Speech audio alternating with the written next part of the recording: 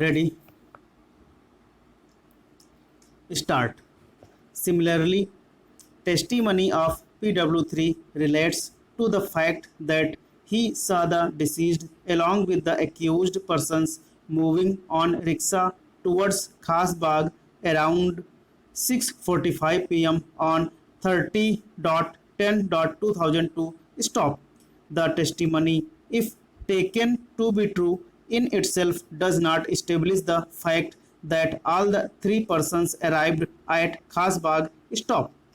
Therefore, testimony of aforesaid witnesses of fact on particular aspect is not consistent with the establishment of the guilt, and it gives rise to certain other possibilities. Stop. It is admitted position that no one saw the accused persons either coming into the Khas Bagh or moving out of the Khas Bagh at any relevant point of time during night before discovery of dead body of Ravi Shukla. Stop. Therefore, various links of the chain in this case necessary for giving consistency to the guilt of the accused persons are found to be missing, and due to which we can unambiguously observe that the prosecution has not been successful in establishing the vital links in the chain of circumstances which, if established, would not have conclusively pointed towards guilt of the accused, that they and they alone are the author and perpetrator of the offense to the exclusion of the entire world. Stop. Para. It is cardinal principle of criminal jurisprudence that in cases based on circumstantial evidence, each and every hypothesis of innocence of the accused should be removed and chain of circumstances should be consistently intertwined so as to point out guilt of the accused conclusively, that it was the accused and accused alone who committed the crime to the exclusion of others. Stop. In this case, analysis made herein above goes to evince legal truth that the prosecution has failed miserably to establish vital links of the chain of circumstances, and the chain of circumstances is not complete. Stop.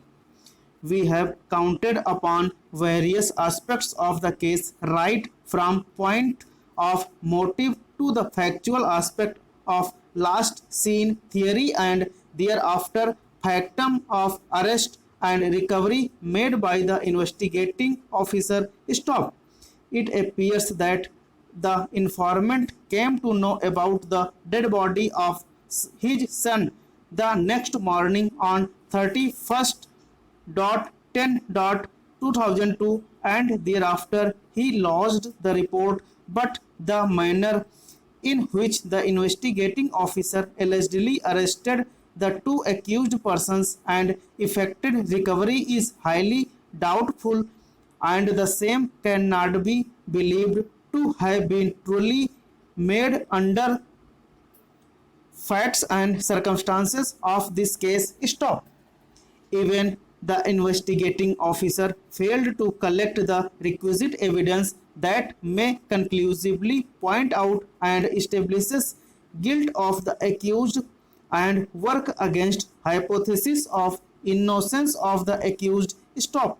We may sum up that testimony, facts and circumstances open possibility of omission of murder of Ravi Shukla by other persons as well as, and every hypothesis of guilt to the exclusion of other against accused has not been established in the chain of circumstances. Stop.